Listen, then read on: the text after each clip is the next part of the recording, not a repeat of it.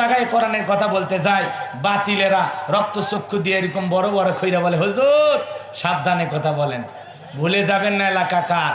মোটামুটি আমরাই তো এলাকায় সব, হিসেব করে কথা বলে, না হলে গাড়ি নিয়ে যেতে দেব না। ওই যে আমাদের এক বক্তা ভাইকে দেখেন কি হুমকি দিল, পরে উনি টুপি পরে, আহারে দেখেন ধর্ম ব্যবসায়ী কারা দেখেন, কথা কয়। আগের দিনে মাহফিলে বাধা দিল, ওই যে কি টুপি, শীতের টুপি, কি হলে চাচা বলে টুপির নাম কি? হ্যাঁ জোরে কন। হ্যাঁ, শীতের দিনে বাধা দিল মানকি টুপি পরে, পরের দিনে সংবাদ সম্মেলন করতেছে একেবারে সেই রকম টুপি পরে, সুন্নতি টুপি পরে, একেবারে কঠিন কায়দায় যে আসলে আমি মুসলমানের সন্তান, আমি হাজি, হজ করেছি, মাহফিলে বাধা দিতে চাইনি, এটা একটা দুর্ঘটনা ঘটছে, সুপার এডিটিং করে নাকি ইউটিউবাররা ছেড়ে দিছে, সব তো এখন ইউটিউবার দিয়ে।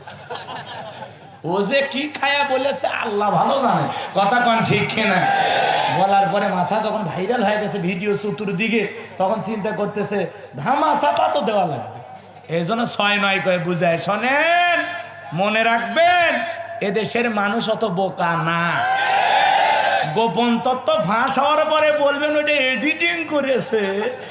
ও আল্লাহ ওদের হেদায়েত দান করে, সরে কোন আমিন।